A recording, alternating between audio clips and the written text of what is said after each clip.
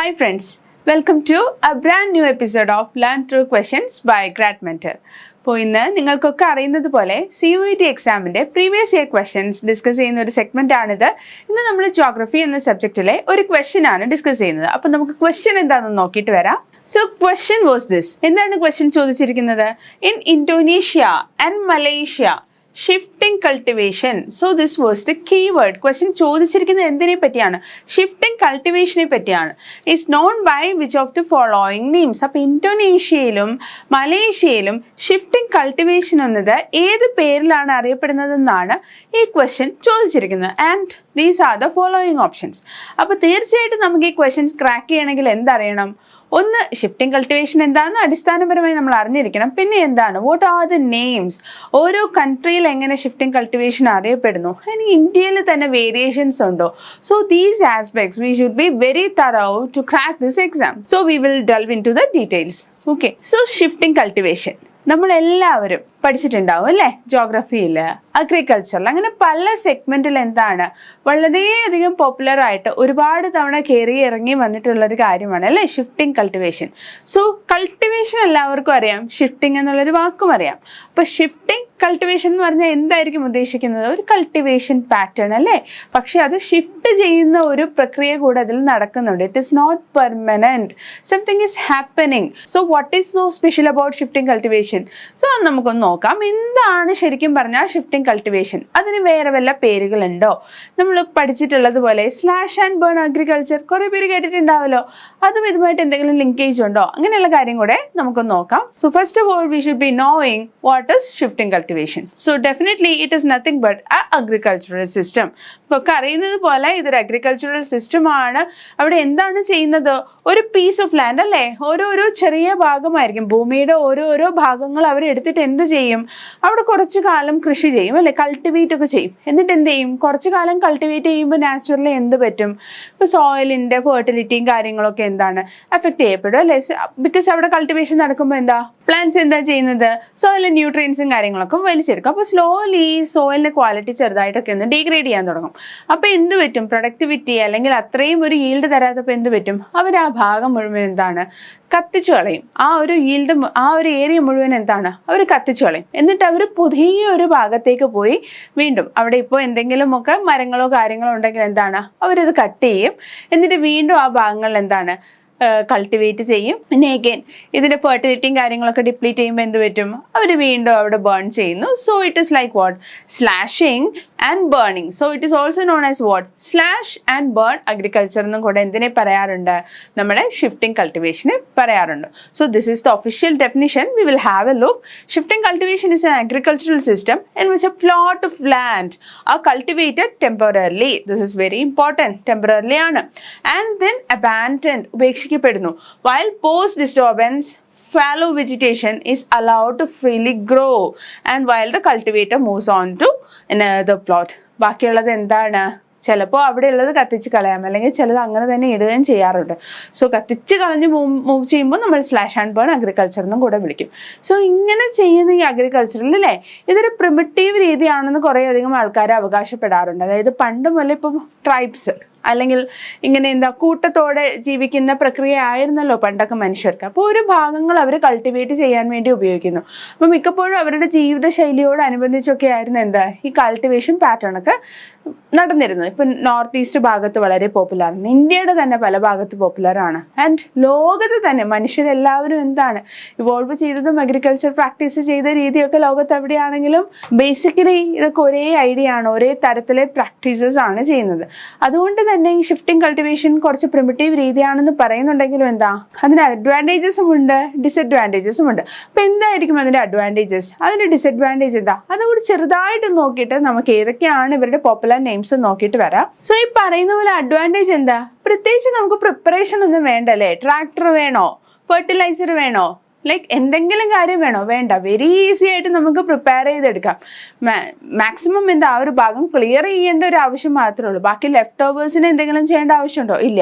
So kind of എന്താ very easy method of preparation ആണ് എന്ത് ഷിഫ്റ്റിംഗ് കൾട്ടിവേഷൻ ആക്ച്വലി പ്രൊവൈഡ് ചെയ്യുന്ന ഒരു മേജർ അഡ്വാൻറ്റേജ് ആയിട്ട് ലോകമെമ്പാടും കണക്കാക്കുന്നത്. പിന്നെ രണ്ടാമത്തെ ഒരു കാര്യം എന്താ, മെയിൻലി ഈ ബുഷും വീഡ്സും ഒക്കെ ഉണ്ടാവുമല്ലോ. ഏതൊരു പ്ലോട്ട് ഓഫ് ലാൻഡ് ആണ് അഗ്രികൾച്ചർ നമ്മൾ നടത്തുന്നുണ്ടെങ്കിൽ എന്താ കളകളെന്നൊക്കെ നമ്മൾ പറയുന്ന ബുഷ്, വീഡ്സ് അങ്ങനെയുള്ള കാര്യങ്ങളൊക്കെ ഉണ്ടല്ലോ. ഇവരൊക്കെ എന്താണ് പെട്ടെന്ന് നമുക്ക് റിമൂവ് ചെയ്യാം. ലൈക്ക് നമ്മൾ ആ കൂട്ടത്തോടെ എന്താ കത്തിച്ച് കളയുക അല്ലെങ്കിൽ അങ്ങനെയുള്ള കാര്യങ്ങളൊക്കെ ആണല്ലേ ചെയ്യുക. അപ്പോൾ എന്ത് പറ്റും, ഇങ്ങനെ ഇത് കത്തിച്ച് കളയുമ്പോൾ എന്ത് പറ്റും, ഇവർ കത്തിക്കഴിഞ്ഞാൽ ആ ചാരവും കാര്യങ്ങളൊക്കെ എന്താ ന്യൂട്രിയൻസ് ആയി മാറുകയാണ് ചെയ്യുക.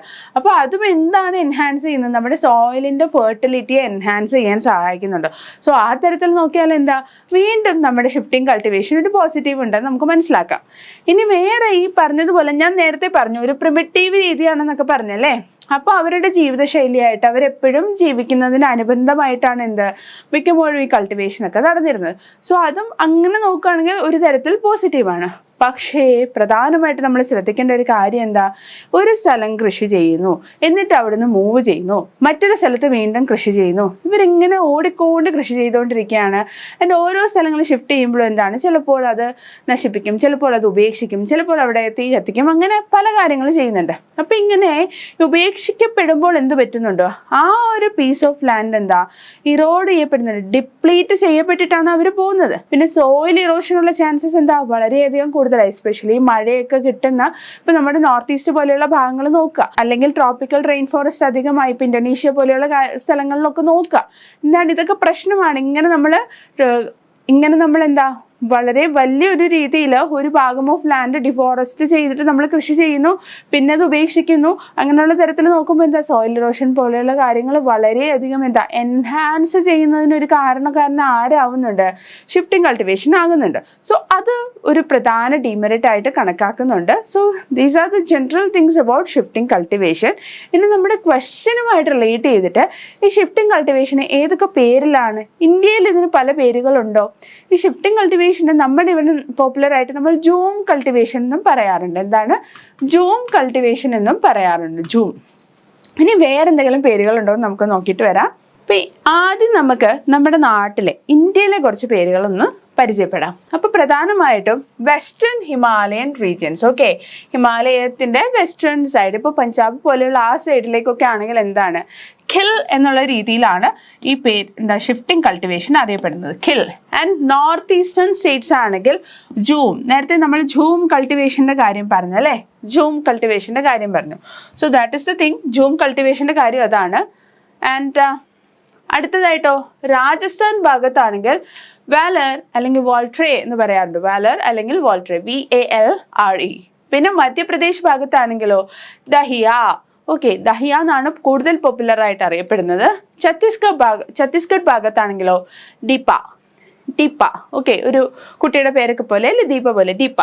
ആൻഡ് ഒഡീഷ ആന്ധ്രാപ്രദേശ് ഭാഗത്താണെങ്കിൽ പോഡു. ആൻഡ് കേരളയിലാണെങ്കിൽ വെരി ഇൻട്രസ്റ്റിംഗ്, കുമാരി എന്നാണ് നമ്മുടെ നാട്ടിലെ ഷിഫ്റ്റിംഗ് കൾട്ടിവേഷൻ അറിയപ്പെടുന്നത്, Kumari. And in general south ഇന്ത്യയിലെ ഒരുപാട് ഭാഗത്ത് സെറ എന്നും ഈ ഷിഫ്റ്റിംഗ് കൾട്ടിവേഷൻ അറിയപ്പെടാറുണ്ട്. സൗത്ത് ഇന്ത്യ മൊത്തത്തിൽ സെറ എന്നുള്ള രീതിയിലും എന്താണ് ഷിഫ്റ്റിംഗ് കൾട്ടിവേഷൻ അറിയപ്പെടാറുണ്ട്. സോ ഞാൻ ഒന്നും കൂടി ഈ പേരുകൾ പറയാം. അപ്പം നമ്മുടെ വെസ്റ്റേൺ ഹിമാലയൻ റീജിയൻ ആണെങ്കിൽ നമ്മൾ എന്ത് വിളിക്കും, ഖിൽ എന്ന് വിളിക്കും അല്ലേ.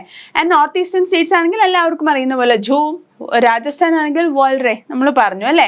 ആൻഡ് മധ്യപ്രദേശ് ദഹിയ, ഛത്തീസ്ഗഡ് ആണെങ്കിൽ എന്താ ദീപ, കേരളം ആണെങ്കിൽ എന്താ കുമാരി, സൗത്ത് ഇന്ത്യ മൊത്തം ആണെങ്കിൽ എന്ത് പറയും നമ്മൾ ജറ അല്ല. ഇനി ആന്ധ്രാപ്രദേശ് ഒഡീഷ പോലുള്ള ഭാഗമാണെങ്കിലോ പോഡു എന്നാണ് നമ്മൾ പറയുന്നത്. സോ ഇന്ത്യയിലെ പേരുകൾ നിങ്ങൾക്ക് ക്ലിയർ ആയി എന്ന് വിചാരിക്കുന്നു. ഇനി ഇതിനേക്കാളും ഇൻട്രസ്റ്റിംഗ് ആണ് ഇത്, ലോകത്ത് പല സ്ഥലത്തും ഷിഫ്റ്റിംഗ് കൾട്ടിവേഷന് കൊടുത്ത പേരുകൾ എന്തൊക്കെയാണ്. നമ്മുടെ ക്വസ്റ്റ്യനും അതായിരുന്നു. സോ നമുക്ക് ചെറുതായിട്ടൊന്ന് നോക്കാം പോപ്പുലർ ആയിട്ടുള്ള പേരുകൾ എന്താണ്. എല്ലാം പറയാൻ എന്തായാലും നമുക്ക് പ്രാക്ടിക്കലി ഇമ്പോസിബിൾ ആണ്. സോ നമുക്ക് ഏറ്റവും പോപ്പുലർ ആയിട്ടുള്ളത് മാത്രം നോക്കാം. അപ്പൊ ഈ ഭാഗത്ത് ഞാൻ കൺട്രി കൊടുത്തിട്ടുണ്ട്, ഇവിടെ അവര് അറിയപ്പെടുന്ന പേരാണ് കൊടുത്തിരിക്കുന്നത്. അപ്പൊ ഏകദേശം 17 എണ്ണമാണ് നമുക്ക് പോപ്പുലർ ആയിട്ടൊന്ന് നോക്കേണ്ടത്. ഇതിൽ നമ്മുടെ ക്വസ്റ്റ്യന് ചോദിച്ചിരിക്കുന്നത് ഈ ഒരു എണ്ണമാണ്. ഇന്തോനേഷ്യ, മലേഷ്യ ഭാഗത്ത് എന്താണ് ഷിഫ്റ്റിംഗ് കൾട്ടിവേഷൻ അറിയപ്പെടുന്നത്? It is known as ladang. എന്താണ് ലഡാങ്, അല്ലെങ്കിൽ മറ്റൊരു പേരാണ് ഹുമ. ഓക്കെ, ലഡാങ് അല്ലെങ്കിൽ ഹുമ എന്നതിനെ അറിയപ്പെടാറുണ്ട്. ഇനി മ്യാൻമർ ഭാഗത്താണെങ്കിൽ ടോങ്ക്യ എന്നാണ് അറിയപ്പെടുന്നത്, ടോങ്ക്യ. ഓക്കെ, ശ്രീലങ്ക ആണെങ്കിൽ ചന. ഓക്കെ, നമുക്ക് ചേന എന്നുള്ള രീതിയിലൊക്കെ ഓർത്ത് വെക്കാൻ വേണമെങ്കിൽ ശ്രീലങ്ക ഭാഗത്താണെങ്കിൽ എന്താ, ചേന. ഇനി തായ്ലാൻഡ് ഭാഗത്താണെങ്കിലോ താമ്രായ്, താമരയെന്നോ അങ്ങനെ എന്തെങ്കിലും ഓർത്ത് വെക്കാം. തായ്ലാൻഡ് ഭാഗത്താണെങ്കിൽ എന്താ, താമ്രായ്. ഓക്കെ, ഇനി ഫിലിപ്പൈൻസ് ഭാഗത്താണെങ്കിലോ ഖെയ്ൻഗിൻ. Okay, caingin. ഫിലിപ്പൈൻസ് ഭാഗത്താണെങ്കിൽ ഖെയ്ൻഗിൻ. ഉഗാണ്ട, സമീബിയ, സിംബാബ്വെ ഭാഗത്താണെങ്കിൽ ചേട്ടെ, മിനി. മിനി എന്നുള്ള രീതിയിൽ ഓർത്ത് വെച്ചാൽ മതി. ഇനി ബ്രസീൽ ഭാഗത്താണെങ്കിൽ റോക്ക. ഓക്കെ, റോക്ക എന്നൊക്കെ കേൾക്കുമ്പോൾ ഇന്ത്യൻ ആണെന്ന് കുത്താൻ തോന്നും, ചെയ്യരുത്. റോക്ക ബ്രസീലാണ്. ആൻഡ് വെനസ്വേല ആണെങ്കിൽ കൊനുക്കോ. ഓക്കെ, കോനക്കോ എന്നാണ് വെനസ്വേല ഭാഗത്ത് അറിയപ്പെടുന്നത്. മെക്സിക്കോ, സെൻട്രൽ അമേരിക്ക ഭാഗത്ത് മിലിയ എന്നാണ് അറിയപ്പെടുന്നത്. ഇന്ത്യയിൽ നടന്നിട്ടുള്ള വേറെ കുറച്ച് സെൻട്രൽ എക്സാംസിന് ഇത് ചോദിച്ചിട്ടുണ്ടായിരുന്നു, അതുകൊണ്ടാണ് ബോൾഡിൽ കൊടുത്തിരിക്കുന്നത്. മെക്സിക്കോ, സെൻട്രൽ അമേരിക്കൻ ഭാഗത്ത് മിലിയ എന്നാണ് എന്തറിയപ്പെടുന്നത്, നമ്മുടെ ഷിഫ്റ്റിംഗ് കൾട്ടിവേഷൻ അറിയപ്പെടുന്നത്. അതുപോലെ വിയറ്റ്നാം, ലാവോസ് ഭാഗത്താണെങ്കിൽ റേ.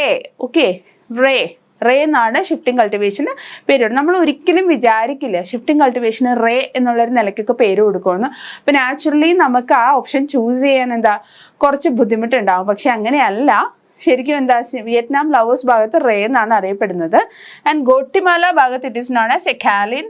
ആൻഡ് മഡഗാസ്കർ ഭാഗത്ത് തവി. ഓക്കെ, തവി എന്ന് കേൾക്കുമ്പോഴും നമ്മൾ ഇന്ത്യൻ ആണെന്നുള്ളൊരു ടെൻഡൻസി നമുക്ക് ഉണ്ടാവും, പക്ഷെ അല്ല. Tavy is for Madagascar area. And Yucatan and Guatemala ഭാഗത്താണെങ്കിൽ it is known as milpa. Okay, Milpa was also previously asked. Milpa. Okay, the name, not the name, Milpa. And Mexico ഭാഗത്താണെങ്കിൽ it is known as Comail. And Western Africa ഭാഗത്ത് Logan. Okay, Logan and okay. And Equatorial African countries ആണെങ്കിൽ it is known as Fang. Fang. കേൾക്കുമ്പോൾ China ഭാഗമൊക്കെ ആയിട്ട് തോന്നും. Equatorial ഭാഗമാണെങ്കിൽ എന്താ, ശരിക്കും equatorial African countries ആണ് എന്ത്, ഫാങ്. ചൈനയൊന്നും ആയിട്ട് നമ്മൾ ചിന്തിക്കരുത്. All right. ആൻഡ് കൊങ്കോസ് എയർ വാലി ഏറ്റവും നല്ല ഡൻസ് ഫോറസ്റ്റിന്റെ ഭാഗമാണ്. അവിടെ എന്താ അറിയപ്പെടുന്നത്, മസോൾ. കൊങ്കോ ഭാഗത്ത് മസോൾ. ഈ കൊങ്കോസ് എയർ ഭാഗത്താണ് നമ്മുടെ പിക്മി എന്നുള്ളൊരു ട്രൈബൊക്കെ എവിടെയാ, കൊങ്കോ ഭാഗത്താണ് താമസിക്കുന്നത്. എല്ലാവർക്കും അറിയാമെന്ന് ഞാൻ വിചാരിക്കുന്നു, പിക്മി. ഓക്കെ, പിക്മി എന്നുള്ളൊരു ട്രൈബ്. സോ ഇത്രയാണ് എന്ത് നമ്മുടെ പ്രധാനമായിട്ടും ഷിഫ്റ്റിംഗ് കൾട്ടിവേഷന് ലോകത്തെമ്പാടും പോപ്പുലറായിട്ട് പറയുന്ന പേരുകൾ. നമുക്ക് സമ്മറൈസ് ചെയ്ത് പറയാം. ഈ ബോൾഡിൽ ഇട്ടിരിക്കുന്നത് മാത്രം ഒന്ന് പ്രത്യേകം ശ്രദ്ധിക്കുക. നമ്മുടെ ക്വസ്റ്റ്യൻ എന്തായിരുന്നു, ഇന്തോനേഷ്യ, മലേഷ്യ ആണെങ്കിൽ it was known as ladang അല്ലെങ്കിൽ ഹുംന. പിന്നെ ഞാൻ രണ്ടാമത് പറഞ്ഞ എന്താ, മിലിയ. It was in Mexico, central America. Ray, okay, നമുക്ക് തെറ്റിക്കാൻ ചാൻസ് ഉണ്ട്, വിയറ്റ്നാം, ലാവോസ്. ആൻഡ് തവി, ആ പേര് നമ്മൾ തെറ്റിക്കാൻ ചാൻസ് ഉണ്ട്, it was in Madagascar area. And milpa, it was in Yucatan അല്ലെങ്കിൽ ഗോട്ടിമാല ഭാഗമാണ്. And fang, okay, it is in equatorial African countries. And masole, Congo ഭാഗത്തൊക്കെ ആണെങ്കിൽ മസോൾ എന്ന് പറയും. ലോഗൻ ആണെങ്കിൽ എന്താ, വെസ്റ്റേൺ ആഫ്രിക്കൻ ഭാഗമാണ്. സോ ഇത്രയാണ് പ്രധാനമായിട്ടും എന്താ ലോകത്തെമ്പാടും ഷിഫ്റ്റിംഗ് കൾട്ടിവേഷനുള്ള പല പേരുകൾ. നിങ്ങൾക്ക് ക്ലിയർ ആയി എന്ന് ഞാൻ വിചാരിക്കുന്നു. അപ്പൊ നമുക്ക് ക്വസ്റ്റ്യൻ നോക്കിയാലോ. എന്തായിരുന്നു, ഷിഫ്റ്റിംഗ് ഇന്തോനേഷ്യ ആൻഡ് മലേഷ്യ. അപ്പൊ ഒബിയസ്ലി നമുക്കിപ്പോൾ ആൻസർ ഏതാണെന്നറിയാം, ലഡാങ്. മിൽപ്പ നമ്മൾ നേരത്തെ ക്വസ്റ്റ്യനിൽ കണ്ടു, ജൂം കൾട്ടിവേഷനും കണ്ടു, നോർത്ത് ഈസ്റ്റേൺ ഭാഗത്താണെന്നൊക്കെ പറഞ്ഞു അല്ലേ.